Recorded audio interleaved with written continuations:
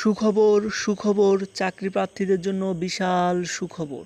সমাজ কল্যাণ মন্ত্রণালয়ের অধীন সমাজসেবা অধিদপ্তরে ইউনিয়ন সমাজকর্মী পদের নিয়োগ বিজ্ঞপ্তি প্রকাশিত হয়েছে। শুরুতে নিয়োগ বিজ্ঞপ্তি সম্পর্কে সংক্ষেপে জেনে নেই। সমাজসেবা অধিদপ্তর তাদের অফিসিয়াল ওয়েবসাইটে নিয়োগটি প্রকাশিত করেছে 10 জুন 2024 তারিখে।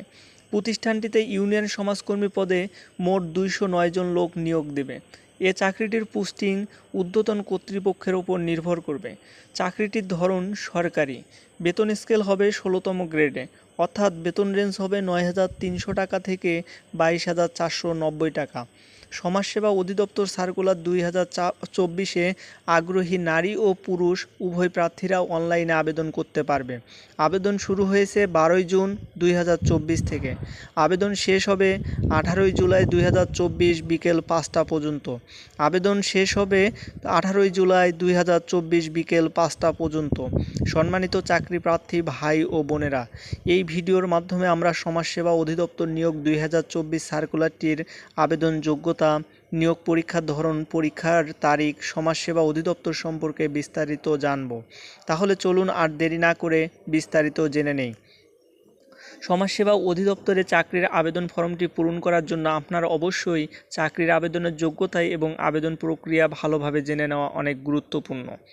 সমাজসেবা অধিদপ্তর চাকরিতে আবেদন করতে আবেদনকারীর বয়স 30 বছরের মধ্যে থাকতে হবে।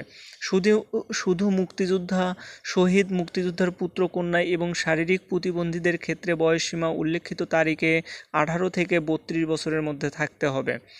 প্রকাশিত নিয়োগ বিজ্ঞপ্তিতে শিক্ষাগত যোগ্যতা ন্যূনতম এইচএসসি পাস অর্থাৎ উচ্চ মাধ্যমিক পাশের কথা বলা হয়েছে। নিয়োগ আবেদন সম্পূর্ণ করতে হবে সম্পূর্ণ অনলাইনে। সমাজসেবা অধিদপ্তরের নিয়োগ পরীক্ষার তারিখ পরবর্তীতে নোটিশ অথবা SMS-এর মাধ্যমে জানিয়ে দেওয়া হবে। সমাজসেবা অধিদপ্তর নিয়োগ বিজ্ঞপ্তি 2024 অনুযায়ী নিয়োগ পরীক্ষা হবে 2টি ধাপে।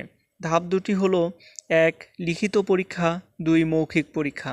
সমাজসেবা অধিদপ্তর চাকরির নিয়োগ কেবলমাত্র লিখিত পরীক্ষায় উত্তীর্ণ প্রার্থীগণ মৌখিক পরীক্ষায় অংশগ্রহণের সুযোগ পাবেন। মৌখিক পরীক্ষার সময় সকল প্রার্থীকে আবেদন কপি, সকল স্তরের শিক্ষাগত যোগ্যতা সনদপত্র, নাগরিকতার সনদপত্র, চারিত্রিক সনদপত্র, ভোটার আইডি কার্ড কিংবা জন্ম সনদ প্রদর্শন করতে হবে। অবশ্যই মূল কপি প্রদর্শন করতে হবে। প্রতিটির একটি করে সত্যায়িত কপিও সঙ্গে নিতে হবে। ভিডিও শেষ করার আগে সমাজসেবা অধিদপ্তর সম্পর্কে গুরুত্বপূর্ণ তথ্যগুলো জেনে নেই।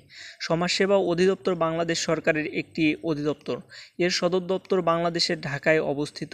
সমাজসেবা অধিদপ্তর সরকারের অন্যান্য জাতীয় গঠনমূলক প্রতিষ্ঠানগুলোর মধ্যে অন্যতম।